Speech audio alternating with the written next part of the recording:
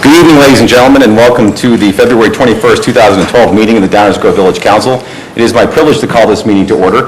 There are agendas on both sides of the room, so if you'd like to pick one up and follow along with us tonight, there will be opportunities for public comment both on general matters and on the matters that we will be entertaining this evening.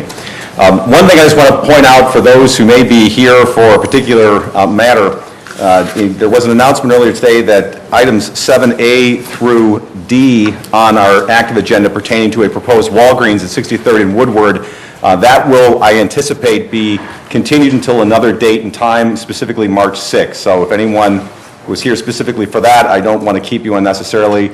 Obviously, we will be able to entertain comments about it tonight, but we will not be taking any action with respect to that item this evening is my expectation.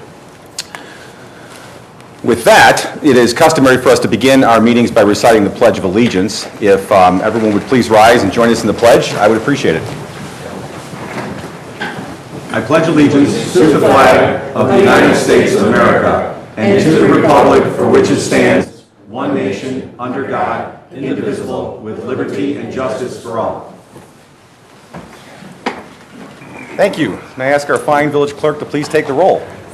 Commissioner Rankin? Here. Commissioner Barnett? Here. Commissioner Neustadt? Here. Commissioner Durkin? Here. Commissioner Waldeck? Here. Commissioner Schnell? Here. Mayor Tully? Here. Thank you very much. Next item on our agenda are minutes from prior council meetings. We have one set of minutes tonight from our February 14th, 2012 meeting. Are there any changes or corrections to those minutes from any members of the council? Hearing none. May I have a motion to approve? Second. All in favor? Aye. Any opposed? Those minutes will be approved as presented. That brings us to item 4 on our agenda, which is the segment of the meeting where we entertain public comments on matters of a general nature.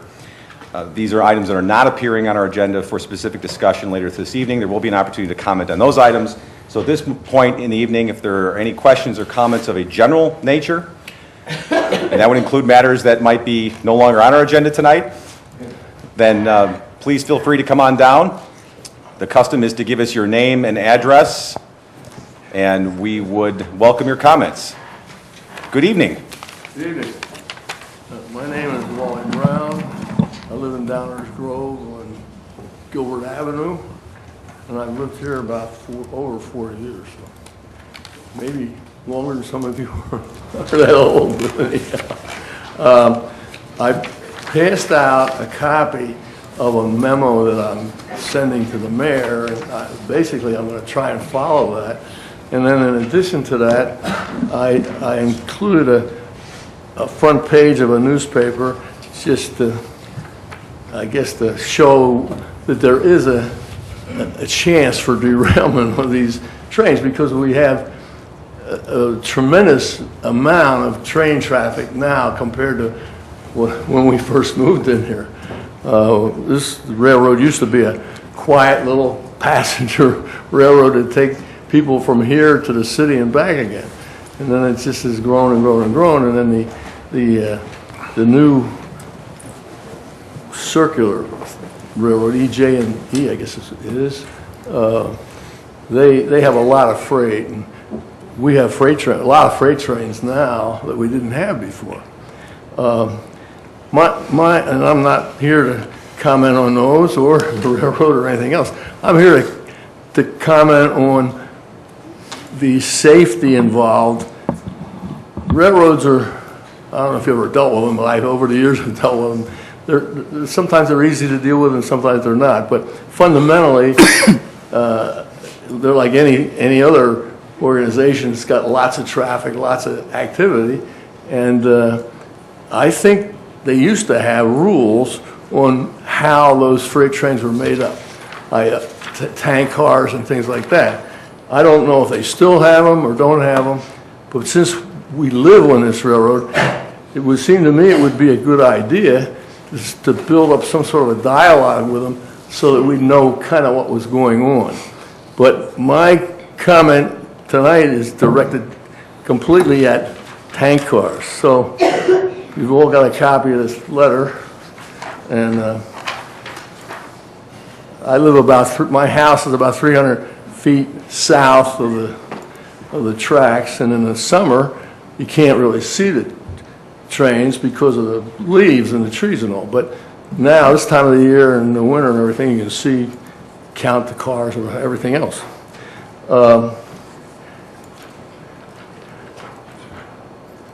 I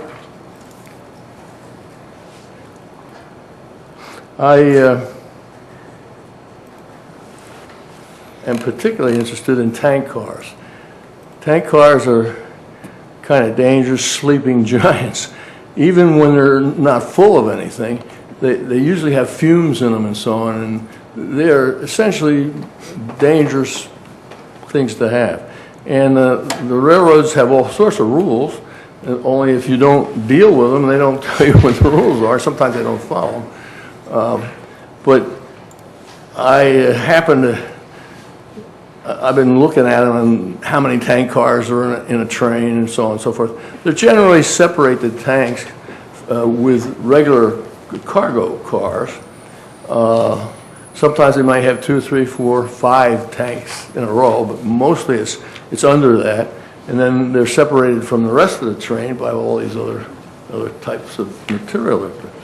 But the other day, it really caught my attention because with a big train, I started counting tank cars, and there were 40 tank cars. I couldn't believe it, but there were, and they were all together. They weren't separated out or anything else.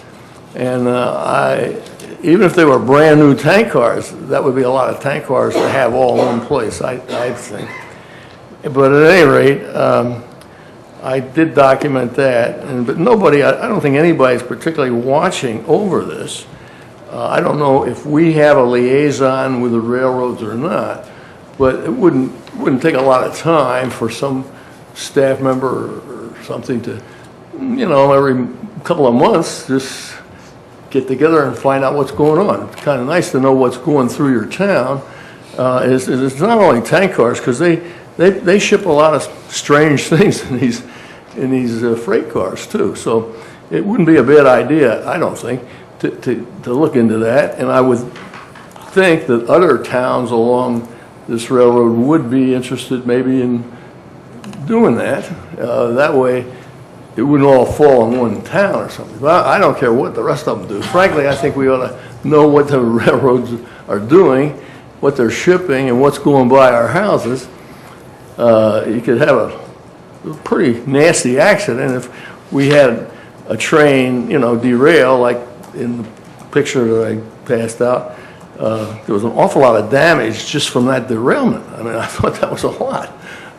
And if you had tank cars exploding, that would be something else altogether.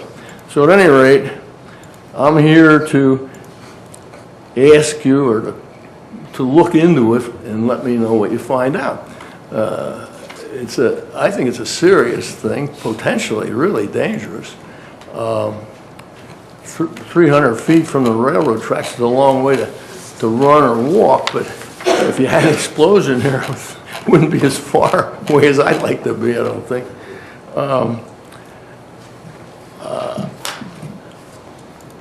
And empty tanks are particularly dangerous because they're usually full of fumes. It depends on what was in them, of course, but you could have the thing loaded with fumes and they would be ready to go off if they got hammered or in an accident or something. So my interest is in trying to encourage you, the council and the village, to maybe set up some sort of liaison with the railroad. That's easier said than done, I might add. You'll find that out. I think the railroads have changed a lot since I had anything to do with them. And having somebody, keep an eye on it, even keep an eye on the freight. When I'm standing in the kitchen, looking out the window, counting cars, why, I suppose it wouldn't be that hard for somebody. Of course, you don't want your staff standing there counting railroad cars, but it would be something we could stay on top of, I think. So I did send you all a memo on this, and I hope you will look into it, and I hope you'll come back and say we don't have to worry about anything. But I got a hunch that we won't know very much, and in the beginning because I don't think anybody's paying any attention to it. And as happens with things like this that people don't pay attention to, why a lot of times it gets a little sloppy. So that's all I had to say. I don't know if anybody, I'm not an expert on railroads. The fella in Hinsdale whose son got killed when the daughter was taken, or I guess the daughter was taking him to school or something. Anyhow, that got him interested in the railroads, and they have a regular railroad meetings and everything, but they don't deal with this subject. I don't know what they deal with, frankly, but it's not. Well, thank you for sharing that with us, Mr. Brown. It's always a pleasure to see you. I noticed that just while I was listening that there is a public affairs director from BNSF that is assigned to Illinois, and I suppose that we could reach out to that person and simply say, number one, we have some residents in our town that have some questions. I'm certain that this is information they have at their fingertips, so why don't we make them do the work instead of our own staff? Oh, yeah. And simply ask their public affairs director, who's assigned to Illinois, whose name is on their website. It's Amy Macbeth. And we can ask Amy if maybe she can provide some information for our resident and perhaps maybe keep us better apprised as to things that are going on. I noticed that BNSF on their website has a frequently asked questions section. They have community news about BNSF, and if I had the time, I probably could find some of the answers to your questions.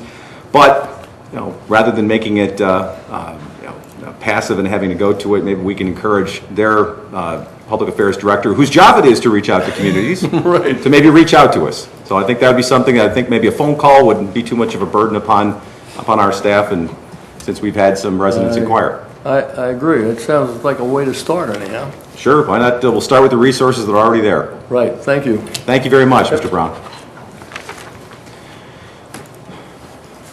Good evening. I'm Deanne Gordon. I live at 6237 Pershing Avenue, and for one thing, I appreciate the notification of letting us know that this issue of Walgreens is being motion to be moved to continuance on March 6th. We do appreciate that you did reach out and let us know ahead of time. I do want, for the record, just to go ahead and submit, we are 400 signatures now on our petitions and 148 on our online. I just wanted that to be appraised. We will continue, and as long as Walgreens puts this out here until they withdraw it. And then other than that, I think we will see you on the 6th. Okay, thank you for being here. Thank you for updating us on the count. Good evening. My name is Patty Gruber, and I live at 6216 Pershing. I also received the email this morning that Walgreens petition to continue on March 6th. I only have a couple things I would like to say tonight about the Walgreens petition, and I promise I will be brief. First, I would like to present to Council for record and for your review the latest list of signatures from our online petition. As of yesterday evening, there were 148 names. This is from 1 week since we started the online petition, and I expect this number to continue to grow as word and concern spread. I also would like to present the latest list of comments from the online petitioners explaining why they are signing the petition against Walgreens. I ask the Council to understand that these comments are filled with emotion due to the personal nature of the Walgreens proposal and the threat of change to our neighborhood as we know it. Secondly, I understand that there are 4 issues to the Walgreens proposal: annexation, rezoning, the building of the Walgreens, and the special use permit. I'm asking tonight for the mayor and council to not consider these issues as separate, but rather as one proposal due to the fact that they are all intertwined and contingent upon each other. I believe there would be no need to discuss or vote on the voluntary annexation of these properties on 63rd Street in Woodward if it were not for the developer and Walgreens offering money to property owners to buy their land. There would be no need to discuss or vote on rezoning if there was no annexation. There would be no need to discuss or vote on the Walgreens if there is no rezoning or annexation. And of course, there would be no need to discuss or vote on the special use permit if there was no Walgreens. So again, I ask that these issues be considered one proposal and not separately because of their contingency upon one another. Thank you. Thank you, Ms. Gruber. And actually, it's probably more in the petitioner's interest to have them all considered together than it is the residents, because the petitioner, and again, I'll be corrected if I stray, very easily could have done these in pieces. It could have started with the annexation without talking about what was going to be built there. Right. Then could have gone to the rezoning because we have a comprehensive plan that refers to that. Lot consolidations are usually not a very controversial thing. But in their own best interest, they actually want to know about the whole package, because why would they go down that path if they didn't know it was going to work? So, I'm just afraid that, if the Walgreens proposal does get rejected, that the annexation and rezoning don't go through on the coattails of their proposal. my guess is that the petitioner wants it to be treated that way because they wouldn't want to go 2/3 of the way and not the whole way, or 3/4 of the way and not the whole way. But my point simply is that if they wanted to do it in pieces, they probably could. Okay. I just wanted to. But I think probably in their interest to know all that at once, because ultimately they're interested in the final result. But thank you for your comments.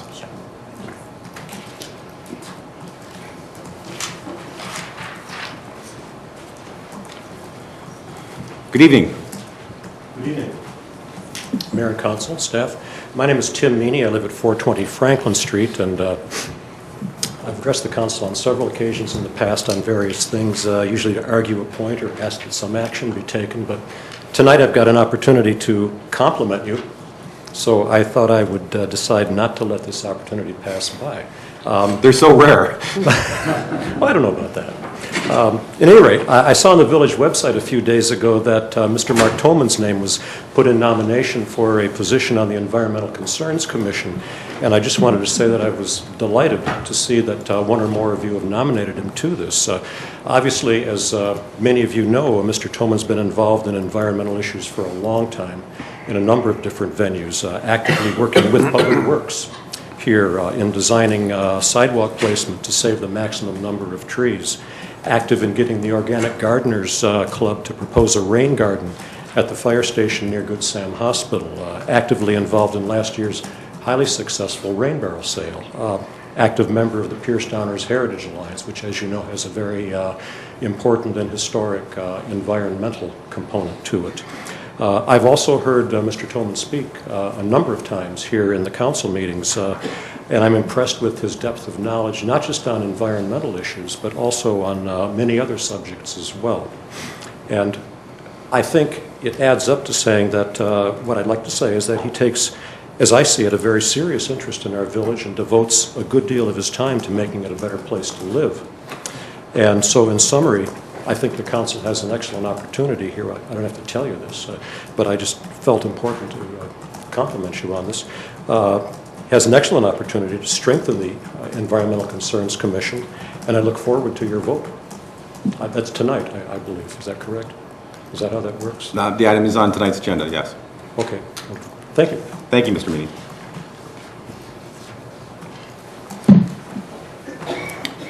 Any other questions or comments of general nature? Good evening.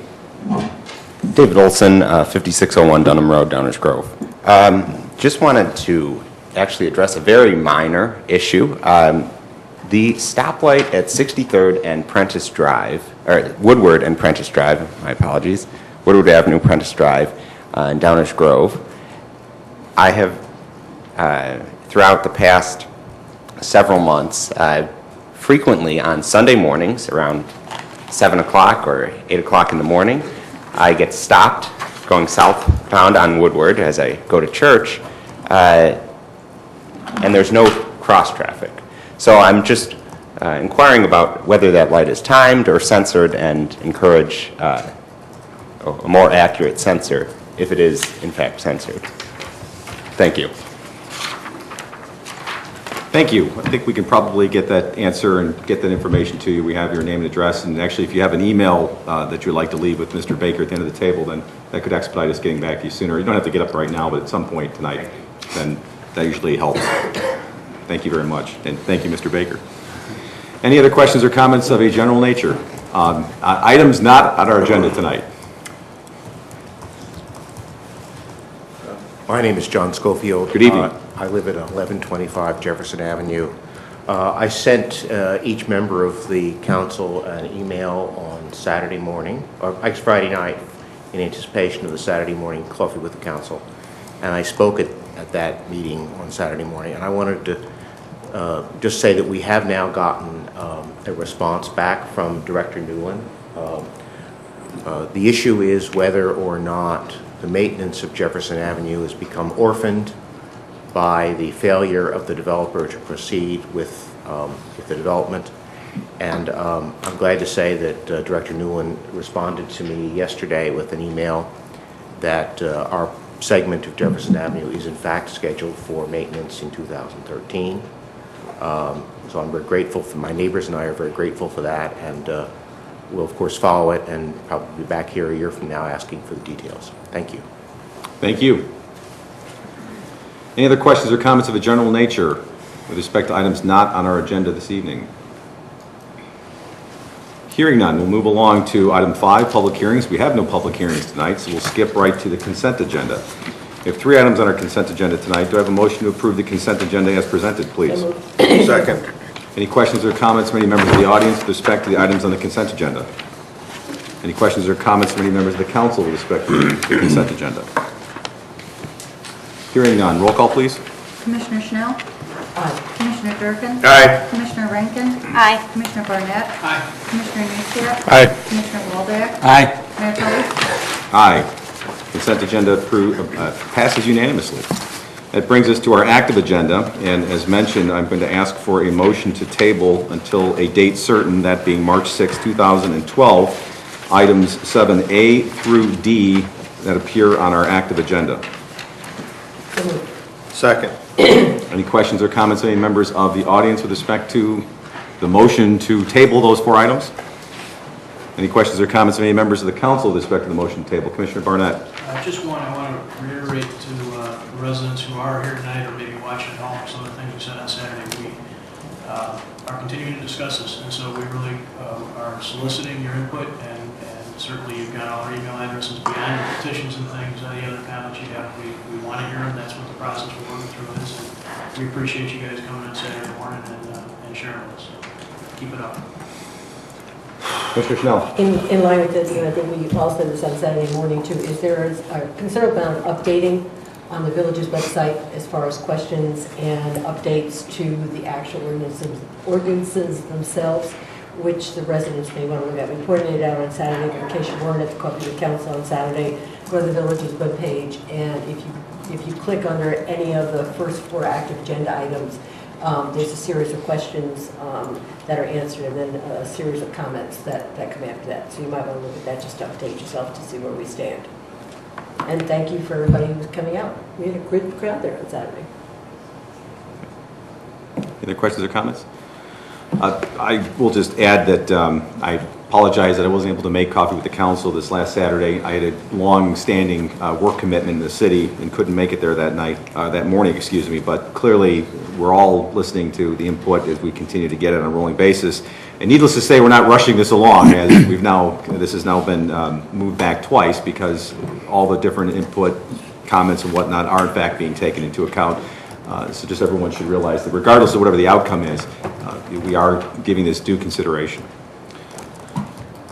Roll call, please.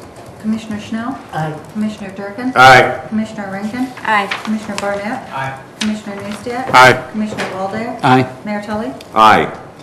The motion to table these items until March 6, 2012 is approved unanimously. And just again, in case you missed it, this will be scheduled to be back on our agenda on March 6, 2012. And we will, of course, since we have a list of email of those who have expressed interest in this matter, maybe send a reminder the Friday before. Will do. Thank you. We do our best to be proactive in reaching out to people. Thank you.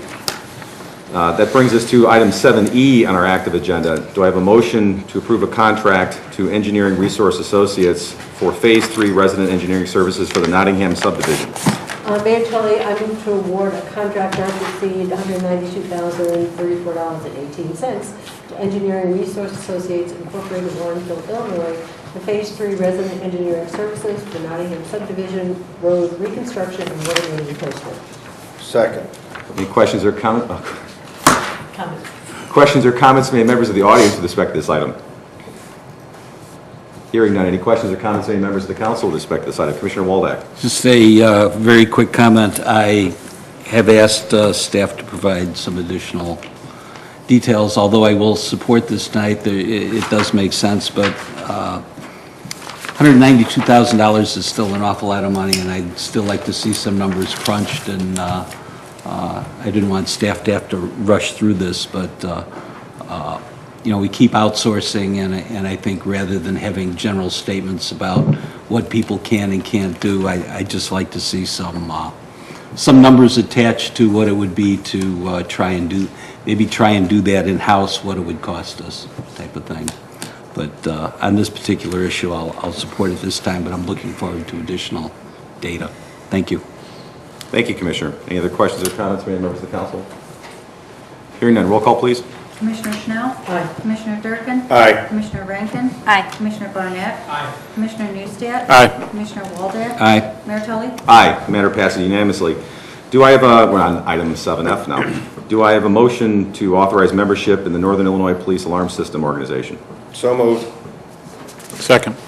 Any questions or comments from any members of the audience on this item? Any questions or comments from any members of the council? Roll call, please. Commissioner Durkin? Aye. Commissioner Newstead? Aye. Commissioner Rankin? Aye. Commissioner Barnett? Aye. Commissioner Waldeck? Aye. Commissioner Schnell? Aye. Mayor Tully? Aye. That matter also passes unanimously. That brings us to the last item on our active agenda, item 7G, as in Gus. Do I have a motion to adopt an ordinance establishing turn restrictions at the corner of Main and Maple? So moved. Second. Any questions or comments from any members of the audience on this item? Any questions or comments from any members of the council with respect to this item?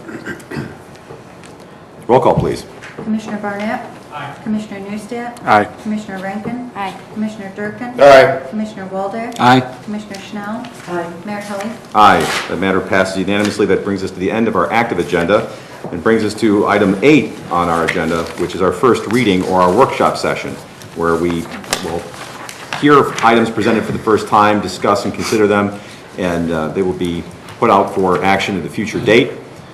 It's customary at this point in time to turn over the single item on our first reading agenda to our village manager, Dave Fieldman. That's right, Mayor, and that single item is consideration of an ordinance amending the FY 2011 budget. And here to present information on this item is our Deputy Village Manager, Mike Baker. Thanks, Dave. The budget amendment is something that we traditionally do at this time of year as we're closing out the prior fiscal year. And this culminates with the publication of our audited financial statements, which still won't be out for a couple of months.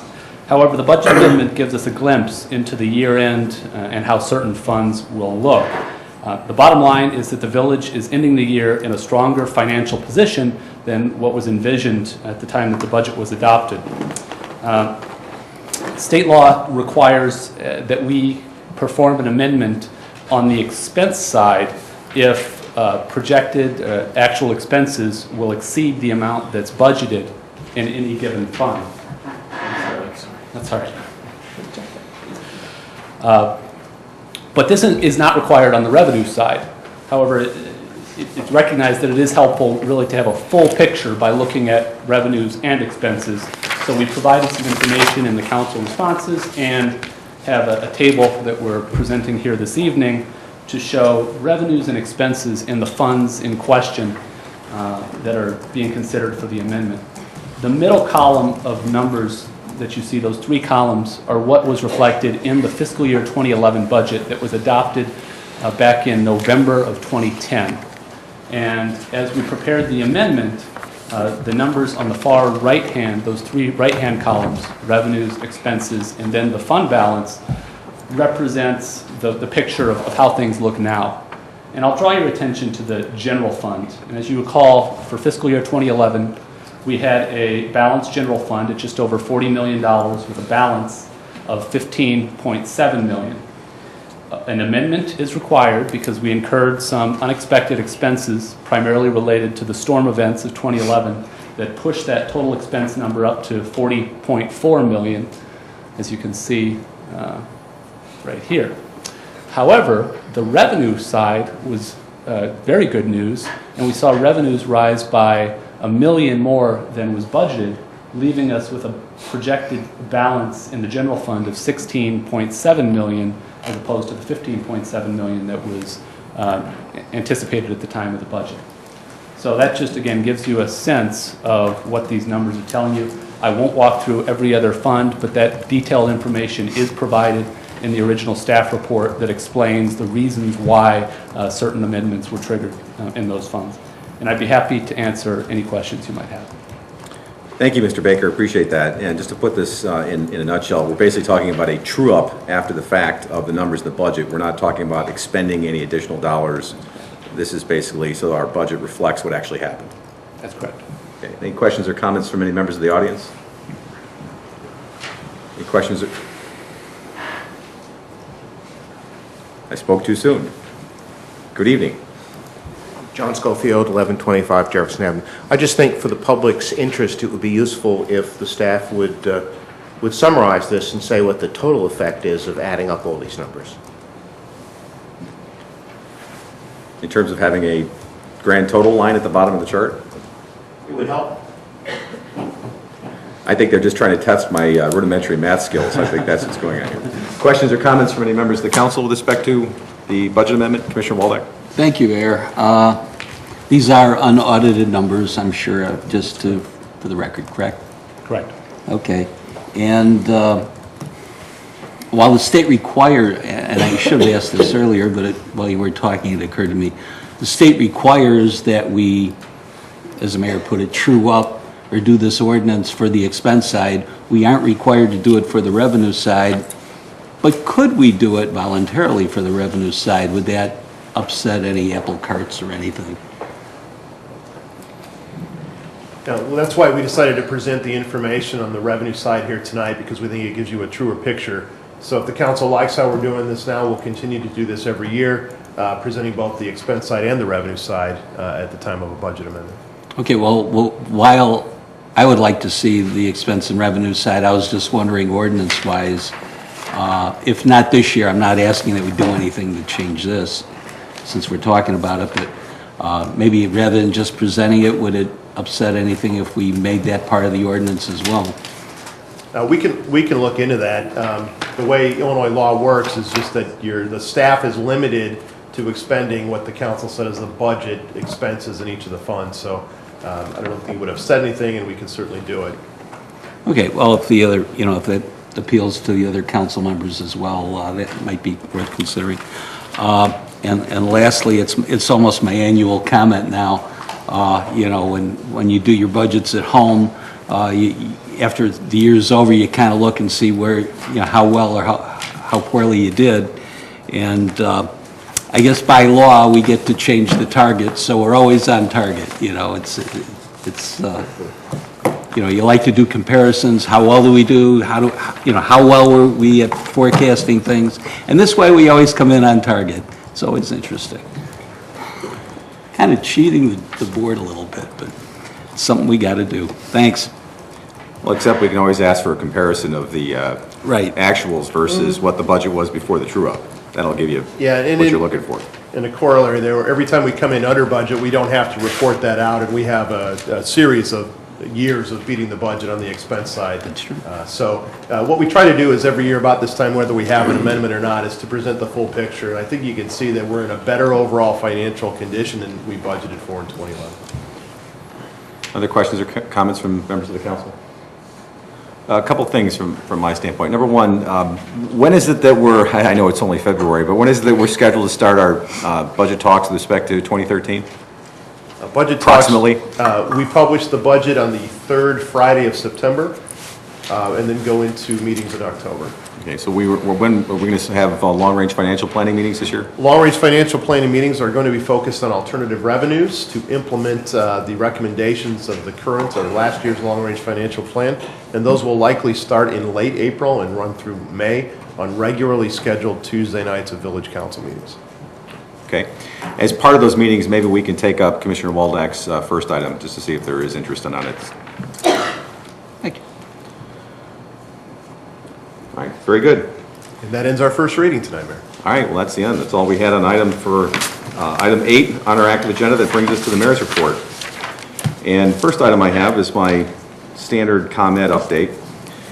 Just to let everyone know where we're at. We're continuing to stay on top of ComEd. Many of you will recall we had a town hall meeting last summer where we had senior executives from ComEd come in and listen to residents and give their own presentations about what they were going to do to enhance the reliability of electrical service here in Downers Grove. And one of the commitments that we made at that meeting was to continue to update the residents of Downers Grove in terms of what those efforts have been and continue to be. A very short update tonight. ComEd is continuing with enhanced tree trimming efforts. As those who have been following along, there's been a lot of that going on, and you've probably seen it around town. The tree trimming effort should be completed by the end of this month, and as always, there is a map of the tree trimming areas that they are active in that is posted on the village website, so if anyone is interested in when your neck of the woods might be next, we encourage you to check that out on the village website. That's the ComEd update. The second item, as mentioned when Mr. Meany asked me, on the published agenda for tonight, there was a resolution to appoint someone to a board and commission, but due to a sudden and unexpected disintegration of consensus on this item, I will not be calling it forward for a vote this evening. And that ends the mayor's report, and that brings us to the manager's report. Just a quick update on the stormwater utility. The final report from our consultant, MFSG, will be posted on the village website the first week of March, and then we will be putting it on an agenda for village council discussion on Tuesday, March 13th. So look for that report the first week of March. Thank you. Report. Attorney's report. Thank you, Mayor. Only one item, and that's an ordinance providing for an amendment to ordinance number 5166 in the Village of Downers Grove budget for fiscal year 2011. Thank you. That brings us to item 12, council member reports and new business. Commissioner Barnett? I have nothing, Mayor. Commissioner Durkin? I have no report. Commissioner Schnell? I have nothing. Commissioner Waldeck? Thank you, Mayor. Actually, I do, because as comments were made at the coffee with the council on Saturday and this evening, tonight's agenda did involve the appointment of Mark Toman to the Environmental Concerns Commission. And as a liaison to that committee, I would just like the public to know that I did look at the field of candidates and nominated him to fill that vacancy. He's a 27-year resident, has a good record. He's volunteered for any number of civic organizations, and he volunteers. He's active. He just doesn't pad a resume. He's a member of the Coalition for Managed Redevelopment, which was very active, provided a great deal of positive input in developing our village rules and ordinances on dealing with construction issues that impacted our community's people and the environment. He was a member and contributor of the Comprehensive Planning Committee. He was chosen for that because of his extensive knowledge and participation of his knowledge of the community. He's spoken up, as Mr. Meany mentioned, at a number of council meetings, has always been respectful. If you watch our council meetings, you've seen Mark. And you know he's a knowledgeable member of our communities. He's active in the township, works on behalf of seniors. His public interest in the environment began with a recycling facility some years ago. And he played an active role in the Rain Barrel program, as Mr. Meany mentioned. He attends not only the council meetings, but special meetings on budget. He's not an observer. He always comes prepared. He does his homework like nobody does. I swear there has to be two of this guy with all the work that he puts in. And actually thousands of people thought that Mark would have been a good person to have up here on the village council. And so after reviewing all of that, that was my recommendation for Mark as nominating him for the ECC. And that was my reasons for the nomination. I think that should be clear. I do have a lot of respect for our boards and commissions and their membership. As a commissioner, Commissioner Tully often referred to the members of the council as seven knuckleheads, because we don't know everything. We aren't the experts in everything. And staff is also highly intelligent, highly trained. They have a lot of responsibilities. They do a lot of work, but they don't have the expertise and knowledge that's out there to know everything. They don't know everything. And we have a fabulous community with a lot of wealth and knowledge and people who are interested in getting involved. And we talk about being innovative. If we want to be innovative, we need to tap into that resource. A case in point is when the majority of the council decided to disband the Counseling and Social Services, and we lost a member who was very knowledgeable in social services. And that Human Services Committee, staff had a hard time filling in for that position, finding somebody who even had any basic knowledge of the social services that are out there. So we do rely on our public, and we need to treat them with respect. We need to tap into that resource, and to ignore it, we do so at our own peril. The worst thing we can do with these gems and our resources we have available is turn it into political games and turn applicants into political pawns or publicly embarrass them. And under a previous process, the mayor took that power and publicly fired volunteers. As a result of that, the result was a process that asked for liaisons to recommend to the mayor for the name to be duly circulated before placing it on a public agenda.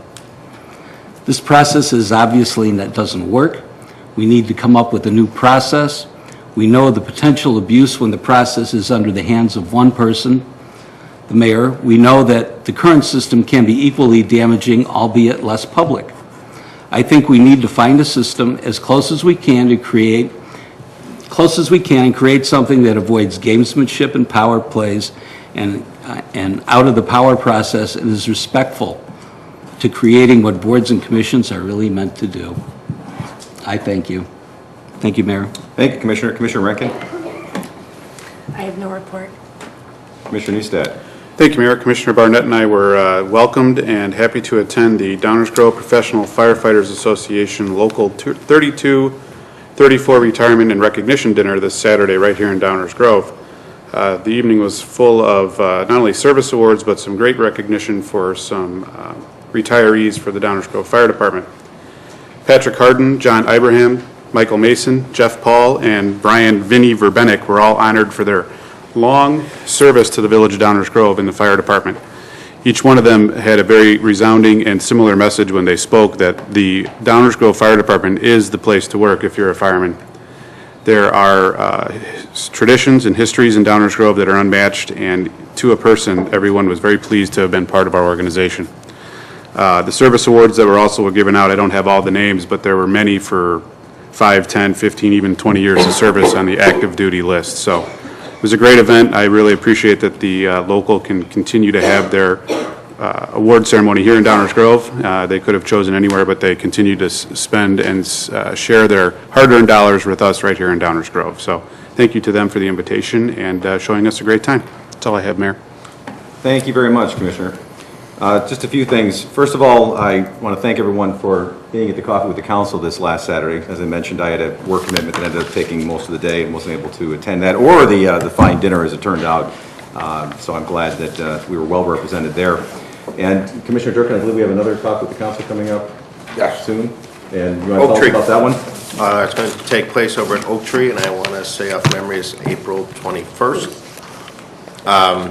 Oak Tree is the former Fairview Baptist home off of Fairview Avenue, and Downers Grove Noon Lions Club meets there, and had the opportunity to meet with a couple residents and so on and so forth. So they watch us regularly on Channel 6, so they look forward to meeting us all live in person. I've been told they are making a plated breakfast, so I told them, be careful, the public is invited, so they're like, the more the merrier. So if you're interested in coming, please bring your appetite, because I've eaten lunch there a couple times and it's pretty darn good. And from what I understand, the manager and the mayor have also eaten lunch there when they met with staff about a month and a half or so ago. So thank you, Mayor. Thank you very much. And I know that there is a meeting tomorrow morning, I believe. Let me get my information here correctly. I believe there's a meeting tomorrow morning I'm sorry, it's not tomorrow morning. This is why I was stalling along until I found my information. For those residents that are either frequent users of 75th Street or who live in the area, you probably already know that there are some major improvements coming to 75th Street as it runs through Downers Grove. There is an informational meeting being held on that construction project tomorrow from 4 p.m. till 7 p.m. at the Woodridge Village Greens Golf Course, which is, of course, on 75th Street. So anyone who would like more information about that project and how it's going to impact the southern end of Downers Grove for a considerably long period of time, I would encourage you to perhaps attend that. And I know that we'll probably have some representation there from either staff or council. So I just wanted to share that to everyone. I know that speaking of tomorrow, that the Downers Grove Chamber of Commerce is having one of their annual Springfield drive-downs to represent the interests of business, and particularly Downers Grove businesses, to our representatives in Springfield. And I believe we're going to have some representation at that as well, including our own village manager. I couldn't think of a bigger hammer to send down than Dave Fieldman. I have hammer in hand. We'll be going. Yes, and I think that's right. I think Economic Development Corporation Director Michael Castle will be on that trip as well. I know I will be making a trip later this year in conjunction with the DuPage mayors and managers, and I think that this strategy of going many times and hitting them over and over and over again is a good one, because it doesn't quite sink in the first time, so you got to do it again and again. And speaking of that, I want to thank District 58 for their recent legislative breakfast that they sponsored. It's something they do every year. There was a representative there from Judy Biggart's office, and also State Senator Ron Sandak, State Senator Kirk Dillard, and State Representative Patty Bellock were there. And they really pack a lot of tough questions into about an hour. And I always appreciate our representatives that come to that breakfast. I appreciated attending. Commissioner Neustadt was also able to attend. And of course, it's very education focused, but you'd be amazed how much the answers impact everything else as well. I know somebody broke out clapping during the comment about, leave us alone, let us have local control, let us control our own I destiny. think that was Commissioner Durkin. He was there too. Oh, that's right. I forgot. That was Commissioner Durkin. That's right. See, that was last week. I think that was My the mayor apologies. clapping, and we all joined you. I think that's right. I also want to mention that tomorrow morning, lots of things going on tomorrow. Tomorrow morning at 10 o'clock, our own Max Madsen Mitsubishi is having a big ceremony to celebrate the very first sale of a very unique vehicle. I understand it's the 2012 Mitsubishi i-MiEV, which is an electric car. And so one of these cool new vehicles is being sold, and apparently for the first time here in Downers Grove. And they're going to be doing a little presentation, or maybe a big presentation, tomorrow morning, so I'm going to try to check that out, because obviously we have a big connection to and a lot of support of alternative energy and fuels, so having one of our local businesses be one of the first to sell that kind of a vehicle is pretty neat. That's all I had on my agenda, or my report out matters, I think. I got them all. No, of course I missed, there's always one I missed. And that is, I couldn't conclude without saying that there are, in fact, only 120 days left until Rotary Grove Fest. We cannot adjourn our meeting at this point in time. We do need to go into executive session, so if I can ask for a motion to go into closed session pursuant to the Illinois Open Meetings Act, please. Mayor Tully, I move to convene into closed session pursuant to Section 232 of the Illinois Open Meetings Act to consider collective negotiating matters between the village and its employees, excuse me, or the representatives. So moved. Any questions or comments? Roll call, please. Commissioner Schnell? Aye. Commissioner Durkin? Aye. Commissioner Rankin? Commissioner Barnett? Commissioner Neustadt? Aye. Commissioner Waldeck? Aye.